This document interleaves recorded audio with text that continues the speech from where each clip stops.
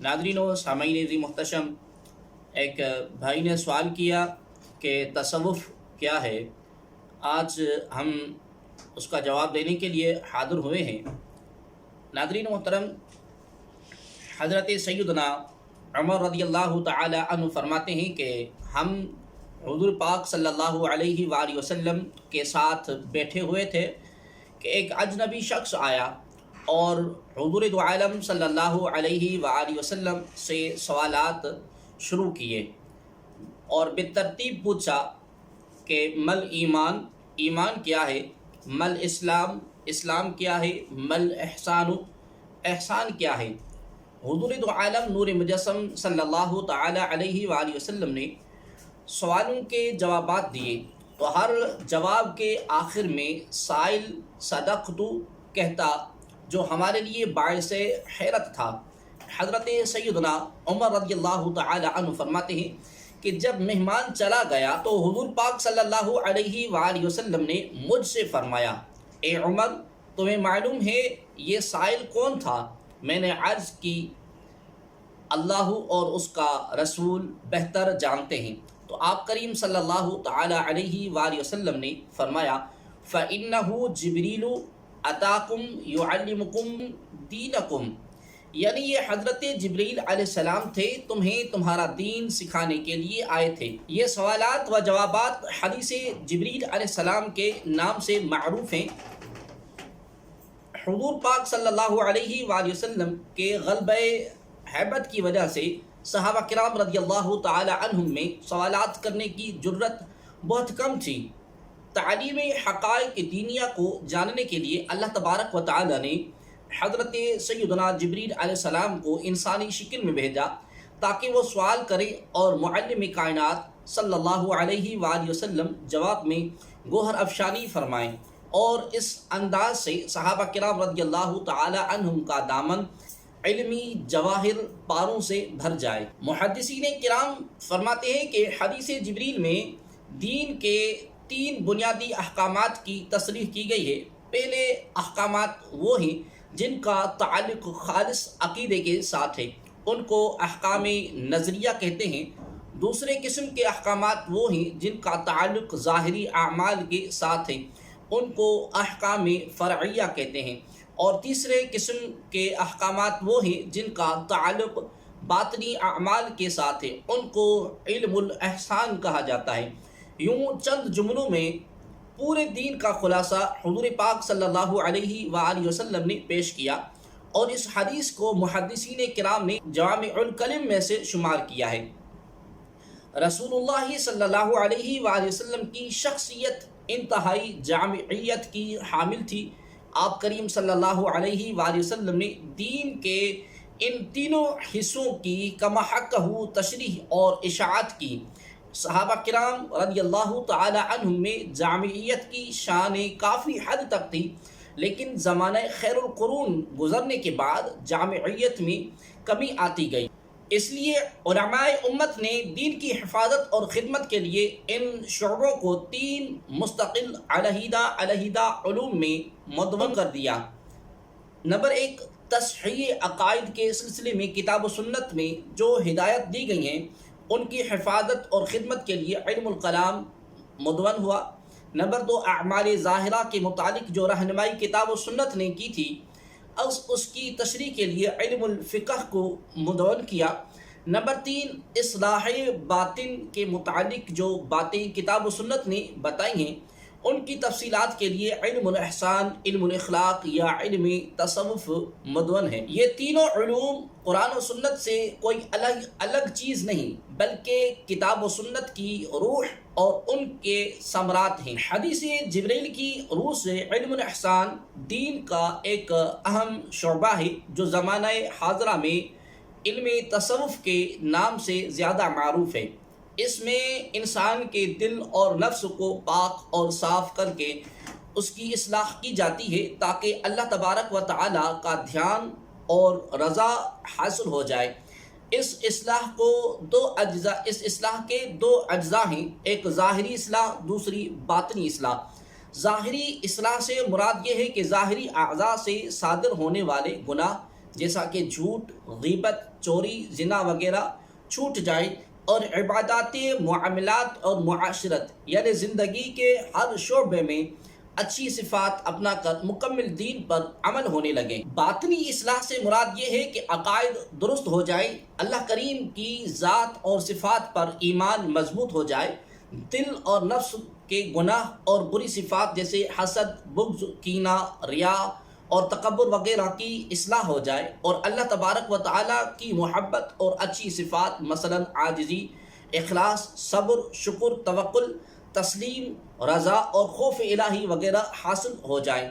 اکابرین اسلاف نے انہی اوصاف جمیلہ کو اپنانے اور اوصاف مذمومہ سے دامن بچانے کو علم التصوف کا مقصد بتایا ہے۔ رسالہ قشیریہ میں ابو محمد جریری رحمۃ اللہ تعالی علیہ فرماتے ہیں، تصوف ہر اعلیٰ خلق میں داخل ہونے اور ہر ذلیل خلق سے نکلنے کا نام ہے۔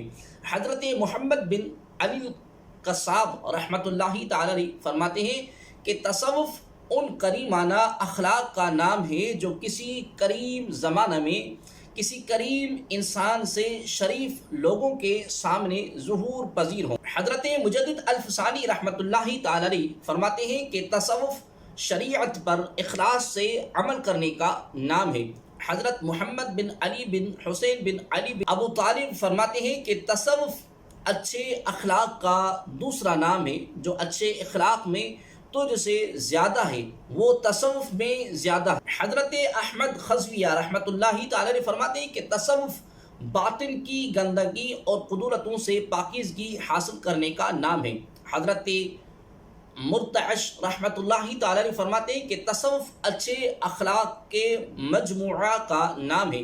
ناظرین محترم، اکابرین کرام کی تعریفات سے تقریباً یہی بات ثابت ہوتی ہے جو تمہید میں نتیجہ کے طور پر عرض کی گئی، لہذا تصوف کوئی نئی یا اچھوتی چیز نہیں، بلکہ نفس اور قلب کی اصلاح کر کے تمام ظاہری اور باطنی گناہوں کو چھوڑ کر اللہ تبارک و تعالیٰ کو راضی کرنا اور اخلاق حمیدہ سے متصف ہونے کا نام ہے۔ کوئی بندہ خدا نہیں چاہتا کہ وہ لوگوں کے دلوں میں رہے، کیونکہ حسن اخلاق ہی کے بدولت انسان دوسروں کے دلوں میں اپنا مقام بنا سکتا ہے۔ اللہ رب العزت بھی انسان سے یہی چاہتا ہے کہ اللہ تبارک و تعالی قرآن مجید میں فرماتا ہے وَذَرُوا ظَاهِرَ الْإِثْمِ وَبَاطِنَهُ، یعنی اور ظاہری گناہ اور پوشیدہ گناہ سب چھوڑ دو۔ صاحب تفسیر خازن اس آیت کریمہ کی تشریح میں فرماتے ہیں کہ المراد بظاہر الاسم افعال الجوارح وباطنہ افعال القلوب، یعنی ظاہری گناہ سے مراد اعضاء و جواہر کے اعمال اور باطنی گناہ سے مراد دل کے اعمال ہیں۔ ظاہری اور پوشیدہ گناہ چھوڑنا تصوف کا مقصد ہے۔ اب ناظرین کے ذہن میں یہ سوال پیدا ہوتا ہے کہ یہ تصوف ہم کس طرح حاصل کریں گے کہ ہمیں یہ مطلوبہ نتائج مل جائیں؟ تو اس کے لیے بھی شریعت کے واضح اصول موجود ہیں۔ جس طرح حضور عالم صلی اللہ علیہ وآلہ وسلم نے حدیث جبریل میں دین کے بنیادی شعبوں کو بیان کیا ہے، بالکل اسی طرح مختلف موقعوں پر ان کی تفصیل بھی بیان فرمائی ہے۔ یہ ایک مسلمہ حقیقت ہے کہ دنیا میں جتنے بھی دینی اور دنیاوی علوم ہیں ان کے سیکھنے کے لیے استاذ کے سامنے زانوئے تلمذ اختیار کرنا ضروری ہوتا ہے۔ دینی مدارس اور عصری تعلیمی اداروں کا قیام اس واسطے عمل میں لایا جاتا ہے کہ وہاں پر اساتذہ کرام سے مدارس کی چار دیواروں میں دینی و دنیاوی علوم کے متلاشی حضرات علم حاصل کر سکیں۔ بالکل اسی طرح علم تصوف سیکھنے کے لیے بھی شیخ کامل کے پاس جانا ضروری ہوتا ہے۔ شیخ یعنی مرشد جہاں پر سالکین کی تربیت کرتے ہیں اس جگہ کو خانقاہ کہا جاتا ہے۔ خانقاہ میں شیخ کے ساتھ مرید ایک عہد اور پیمان کرتا ہے جس کو تصوف کی اصطلاح میں بیعت کہا جاتا ہے۔ یہ بیعت توبہ کہلاتی ہے۔ مرید جب شیخ کے پاس بیعت کے لیے جاتا ہے تو مرید شیخ کے ہاتھوں میں ہاتھ دے کر یہ عہد کرتا ہے کہ میں پچھلے تمام گناہوں سے توبہ تائب ہوتا ہوں اور آئندہ نیکوکاری کی زندگی اختیار کروں گا۔ اور شیخ یعنی مرشد یہ عہد کرتا ہے کہ مرید کو اللہ تبارک و تعالیٰ کے احکام اور حضور پاک صلی اللہ علیہ وآلہ وسلم کی سنتوں کے مطابق زندگی گزارنا سکھاؤں گا۔ یہ ایک سنت عمل ہے اور حضور کریم صلی اللہ علیہ وآلہ وسلم سے ثابت ہے۔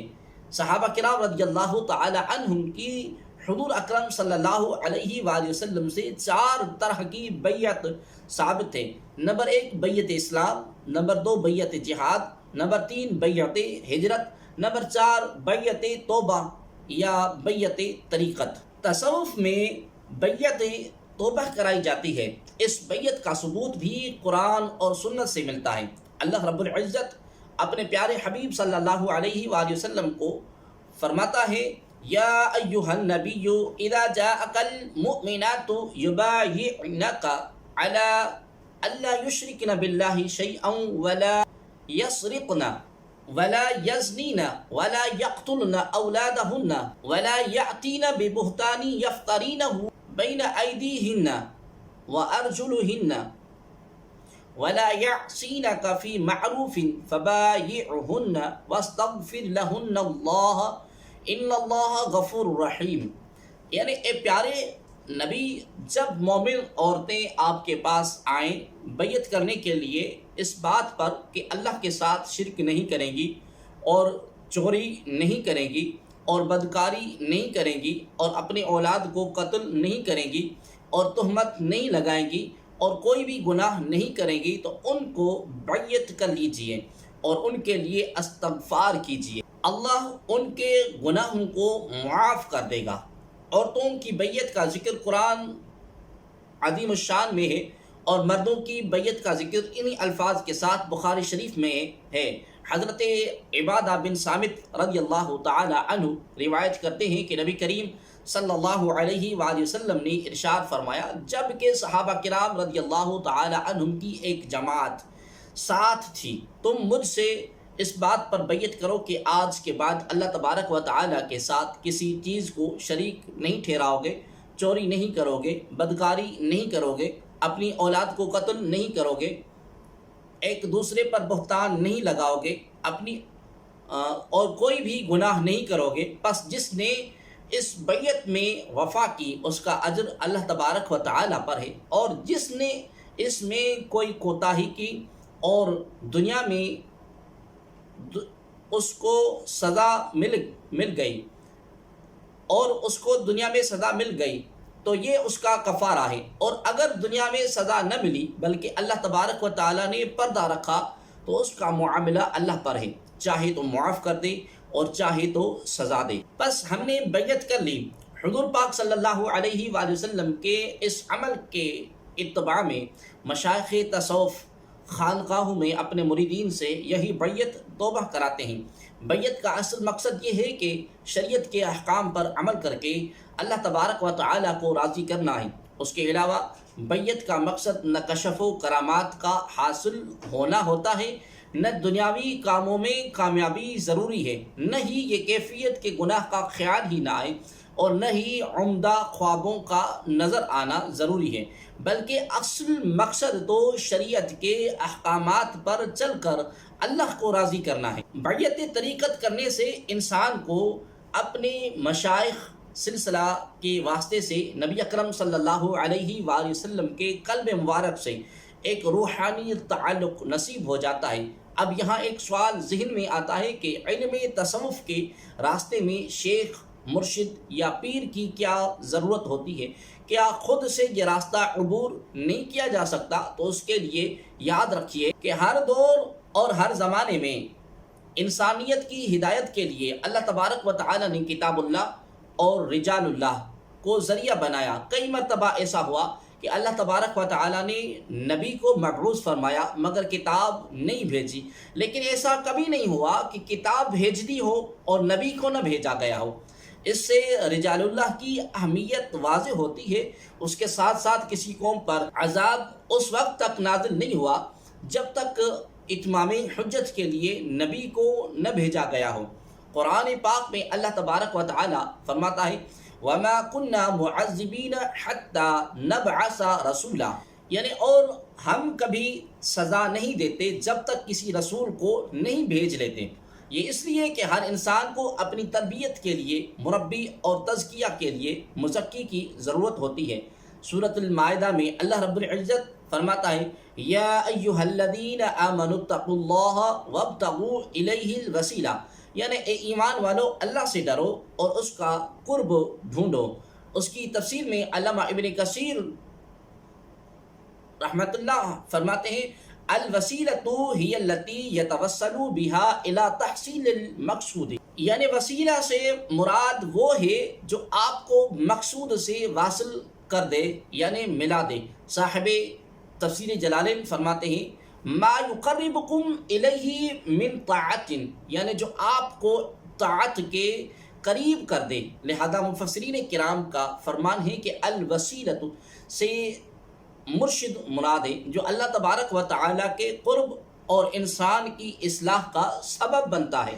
ایک دوسری جگہ سورۃ توبہ میں اللہ تبارک و تعالیٰ ارشاد فرماتا ہے یا ایھا الذین آمنوا اتقوا اللہ وکونوا مع الصادقین، یعنی اے ایمان والو اللہ سے ڈرو اور سچوں کے ساتھ رہو۔ اس آیت کی تصریح میں علماء فرماتے ہیں کہ اس جگہ قرآن کریم نے علماء اور صلحاء کے بجائے صادقین کا لفظ اختیار فرما کر عالم اور صالح کی پہچان بتلا دی کہ صالح صرف وہی شخص ہو سکتا ہے جس کا ظاہر اور باطن یکساں ہو، نیت اور ارادے کا بھی سچا ہو، قول کا بھی سچا ہو، عمل کا بھی سچا ہو۔ صاف ظاہر ہے کہ آج کے دور میں صادقین کا مصداق مشائخ اعظام ہے، کیونکہ تصوف اور سلوک کی راہی میں ہی یہ اوصاف جمع ہو سکتے ہیں۔ ایک بزرگ ایک عقلی دلیل سے مزید یہ بات سمجھاتے ہیں کہ ایک طالب علم کمرہ امتحان میں بیٹھا پرچہ حل کر رہا ہوتا ہے تو وہ اپنے گمان میں ہر سوال کو ٹھیک ٹھیک حل کرتا ہے۔ اگر اسے پتہ ہو کہ میں فلاں غلطی کر رہا ہوں تو وہ کرے ہی کیوں؟ جب طالب علم کا پرچہ استاد کے ہاتھ میں آتا ہے تو وہ بعض جوابات کو ٹھیک قرار دیتا ہے اور بعض کو غلط، تب طالب علم تسلیم کرتا ہے کہ اس سے غلطی ہوئی۔ اسی طرح سالک بھی اپنے زعم میں تحدیث نعمت سمجھ کر کسی بات کا اظہار کرتا ہے، مگر شیخ کامل پہچانتا ہے کہ یہ عجب ہے، یہ عجب کی وجہ سے ہے۔ سالک اپنے خیال میں سخاوت کی وجہ سے مال خرچ کرتا ہے، مگر شیخ بتاتا ہے کہ یہ اسراف ہے۔ پیر و مرشد کے بغیر گمراہی کے گڑھے میں گرنے کا خطرہ ہوتا ہے، اس لیے ضروری ہے کہ مرشد کے سائے میں زندگی گزار کر سلوک کا راستہ طے کر دے تاکہ سالک مرید اپنی غلطی سے آگاہ رہے اور باطنی امراض سے بچتا رہے۔ اب اگر کسی کے ذہن میں یہ بات آ جائے کہ شیخ یعنی مرشد کیسا ہونا چاہیے تو اس کے لیے ہمارے بزرگوں نے کئی شرائط بیان کی ہیں۔ شیخ کامل وہ ہوتا ہے جو متبع شریعت ہو، جس کی صحبت میں بیٹھنے سے آپ کے دل میں اللہ کریم کی محبت، حضور پاک صلی اللہ علیہ وسلم کی محبت، دین کی محبت، قرآن عظیم کی محبت، اعمال صالحہ کی طرف رجوع اور اللہ تبارک و تعالیٰ کی طرف رجوع کا شوق پیدا ہو۔ تو یہ اس بات کی دلیل ہے کہ آپ جس کے پاس گئے ہیں وہ اللہ والا ہے، شیخ کامل ہے، اس کی صحبت میں بیٹھ کر اپنی اصلاح کروا سکتے ہیں اور سلوک کا راستہ طے کر سکتے ہیں۔ خلاصہ مضمون یہ ہے کہ تصوف کا مقصد اللہ کی رضا جوئی ہے، اللہ کی معرفت حاصل کرنا ہے، جو کہ ہر انسان سے مطلوب ہے، بلکہ انسان کی تخلیق ہی اس واسطے کی گئی ہے کہ اللہ تبارک و تعالیٰ کی معرفت حاصل کریں، اور اللہ تبارک و تعالیٰ کی معرفت حاصل کرنے کے لیے تصوف اور سلوک بھی ایک مستند راستہ ہے جس پر چل کر انسان اپنی منزل مقصود تک پہنچ سکتا ہے۔ اللہ رب العزت ہم سب کو اپنی رضا، اپنی لقاء اور اپنی یاد والی زندگی نصیب فرمائے۔ آمین۔